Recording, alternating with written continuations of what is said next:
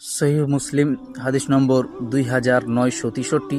قال رسول الله صلى الله عليه وسلم انظروا إلى من هو أسفل منكم ولا تنظروا إلى من هو فوقكم فهو أجدر ألا تزدروا نعمة الله عليكم। নবী করিম সাল্লাল্লাহু আলাইহি ওয়াসাল্লাম বলেছেন, উনজুরু ইলা মান হুয়া আসফালা মিনকুম, যে দুঃখ কষ্ট সয় সম্পদের দিক দিয়ে তুমি সব সময় তোমার নিচু স্তরের লোকেদেরকে দেখো, তোমার থেকে যে নিচু ক্লাসের লোকেরা আছে তাদের দিকে দেখো।